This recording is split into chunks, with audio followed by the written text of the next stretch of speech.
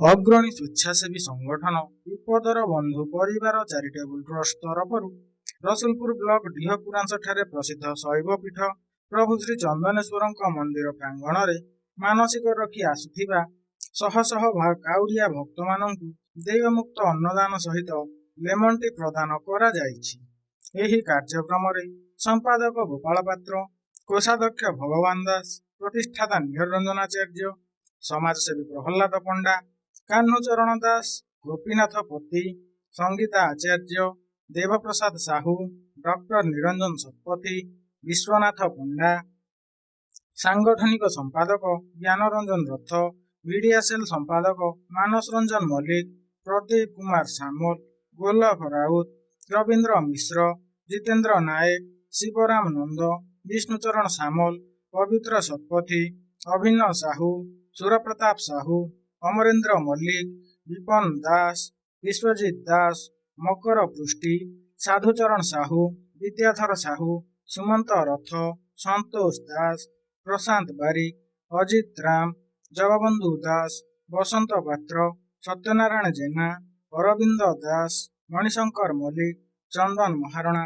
ମନୋଜ ଜେନା, ମନୋଜ ଦାସଙ୍କ ସହିତ ମନ୍ଦିର ପରିଚାଳନା କମିଟିର ସଭାପତି କୈଳାସ ରାଉତ, ସମ୍ପାଦକ ପ୍ରଫୁଲ୍ଲ ପଣ୍ଡା, ଅଜୟ ମଲ୍ଲିକ, ଲକ୍ଷ୍ମୀଧର ରାଉତ, ଜ୍ଞାନ ରଞ୍ଜନ ଦାସ, ଅଞ୍ଜନ ଦାସ ପ୍ରମୁଖ ଉପସ୍ଥିତ ରହି କାଉଡ଼ିଆ ଭକ୍ତମାନଙ୍କୁ ସେବା ପ୍ରଦାନ କରିଥିଲେ। Bureau report, Jagannath TV. ଆପଣ ପରିଚୟ ହେଲା ବିପଦର ବନ୍ଧୁ ଚାରିଟେବୁଲ ଟ୍ରଷ୍ଟର କୋଷାଧ୍ୟକ୍ଷ।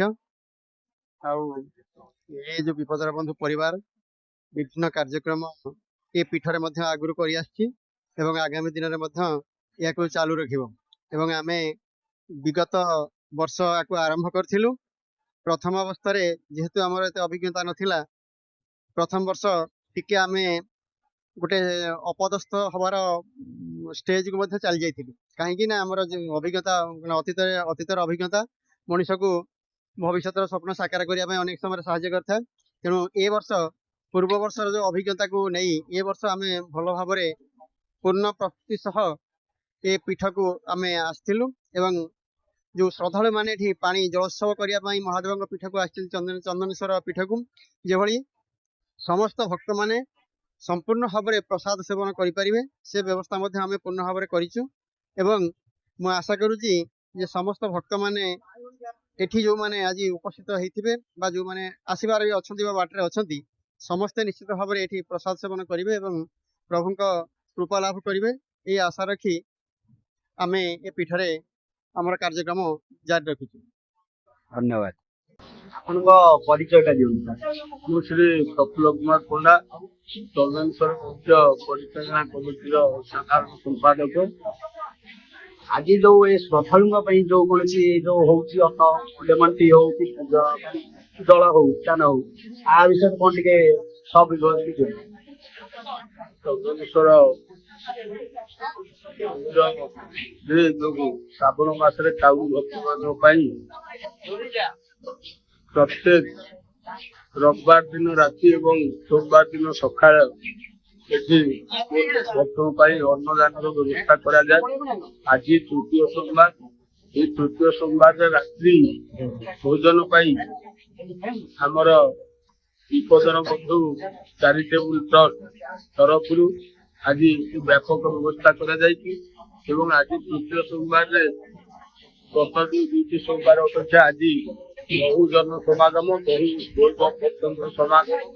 ତେଣୁ ଆମର ବିପଦର ବନ୍ଧୁ ପରିବାର ତାଙ୍କ ତରଫରୁ ଆଜି ମନ୍ଦିର ଭିତରେ ଯେତିକି କାଉଡ଼ି ଭକ୍ତ ରହିବେ 1000-1200 ଭକ୍ତଙ୍କ ପାଇଁ ଆନନ୍ଦ ବଜାର ଏବଂ ସେମାନଙ୍କ ପାଇଁ ଲେମନ ଟି ଏସବୁର ବ୍ୟବସ୍ଥା କରାଯାଇଛି ଏବଂ ଶୃଙ୍ଖଳା ରକ୍ଷା ପାଇଁ କମିଟି ବ୍ୟାପକ ବ୍ୟବସ୍ଥା ମଧ୍ୟ କରିଛି। ସ୍ଥାନୀୟ ଆମର କୁଆଖିଆ ଥାନା ତରଫରୁ ପ୍ରଶାସନ ତରଫରୁ ମଧ୍ୟ ବ୍ୟାପକ ବ୍ୟବସ୍ଥା କରାଯାଇଛି ଶୃଙ୍ଖଳା ରକ୍ଷା କରିବା। ଧନ୍ୟବାଦ। ଫାଷ୍ଟ ଆପଣ ପରିଚୟଟା ଦିଅନ୍ତୁ। ନିହାର ରଞ୍ଜନ ଆଚାର୍ଯ୍ୟ, ପ୍ରତିଷ୍ଠାତା ବିପଦର ବନ୍ଧୁ ପରିବାର ଚାରିଟେବୁଲ ଟ୍ରଷ୍ଟ। ଆଜି ପ୍ରଭୁ ଚନ୍ଦନେଶ୍ୱରଙ୍କ ପୀଠରେ ଶ୍ରାବଣ ମାସର ତୃତୀୟ ସୋମବାର ପାଇଁ ଆସୁଥିବା ଶ୍ରଦ୍ଧାଳୁ ଭକ୍ତମାନଙ୍କ ପାଇଁ ଦେୟମୁକ୍ତ ପ୍ରସାଦ ସେବନ ଏବଂ ଲେମନ ଟି ର ବ୍ୟବସ୍ଥା କରାଯାଇଛି। ଏବଂ କାଲି ସକାଳୁ ସମସ୍ତ ଭକ୍ତମାନଙ୍କୁ ଧାଡ଼ିରେ ପ୍ରଭୁଙ୍କ ଉପରେ ଜଳ ଲାଗି କରିବା ପାଇଁ ଅନୁଷ୍ଠାନ ମଧ୍ୟ ନିଷ୍ପତ୍ତି ନେଇଛି। ପ୍ରଭୁଙ୍କ ଆଶୀର୍ବାଦ ଥିଲେ ପ୍ରତିବର୍ଷ ଏ ଅନୁଷ୍ଠାନ ଏଇଠାରେ ଶ୍ରଦ୍ଧାଳୁ ଭକ୍ତମାନଙ୍କ ପାଇଁ ଏଇଭଳି ଭାବରେ ଦେୟମୁକ୍ତ ଅନ୍ନଦାନ ବ୍ୟବସ୍ଥା କରିପାରିବ। ଜୟ ବାବା ଚନ୍ଦନେଶ୍ୱର। ଧନ୍ୟବାଦ। ଭାଇ ଆପଣ ପରିଚୟଟା ଫାଷ୍ଟ ଦିଅନ୍ତୁ।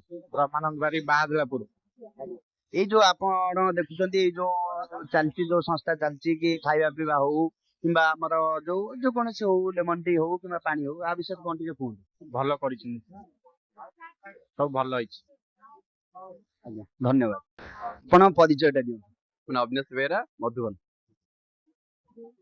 ଆପଣ ଯୋଉ ଦେଖୁଛନ୍ତି ଏଠି ଅନ୍ନଦାନ ହଉ କିମ୍ବା ଲେମନ ଟି ହଉ ଯେକୌଣସି ବ୍ୟବସ୍ଥା କରାଯାଇଛି କିମ୍ବା ଏଇ ଯୋଉ ପାଲ ମରା ହଉ କିମ୍ବା ଯେକୌଣସି ହଉ ତା ବିଷୟରେ ଟିକେ କଣ ସବୁ ବିବରଣୀ ଦିଅନ୍ତୁ। ପ୍ରଥମତଃ ଆମେ ଯେତେବେଳେ ଆମେ ଦୀର୍ଘ 14 ବର୍ଷ ହେଲା ଆସିଲୁଣି। ପ୍ରଥମ ଥର ଏଇ ପାଲ ବା ଏଇ ବ୍ୟବସ୍ଥାଟା ପ୍ରଥମ ଥର ହେଇଛି। ଏଇଟା ବହୁତ ବହୁତ ଅଶେଷ ଧନ୍ୟବାଦ ଆମର ବିପଦର ବନ୍ଧୁ ପରିବାରକୁ, ତାଙ୍କୁ ବହୁତ ବହୁତ ଧନ୍ୟବାଦ ଏଇ ସୁବିଧାଟା କରୁଛନ୍ତି। ନହେଲେ ଆମେ ଯେତେବେଳେ ଆସୁ ବର୍ଷା ହବ ଓଦା ହବୁ, ଖାଇବା ବେଳେ ବେଳେ ସରିଯାଏ। ନିଜେ ବି କରିବା ପାଇଁ କହିଥିବେ ମନା କରିଥିବେ, ଆଉ ଟିକେ ଲେଟ୍ ହେଲା ବେଳକୁ ଖାଇବା ନଥିବ, ଏମିତି ପ୍ରୋବ୍ଲେମ। କିନ୍ତୁ ଏଇଥର ଏଇ ବର୍ଷଟା ବହୁତ ଖୁସି ଲାଗିଲା ଯେ ଖାଇବା ବି ସଫିସିଏଣ୍ଟ ଅଛି, କିଛି ଓଦା ହେବାନି, ଆରାମସେ ବସି ଖାଇବ। ସେଥିପାଇଁ ମାନେ ବିପଦର ବନ୍ଧୁ ପରିବାରକୁ ବହୁତ ବହୁତ ଧନ୍ୟବାଦ। ଧନ୍ୟବାଦ।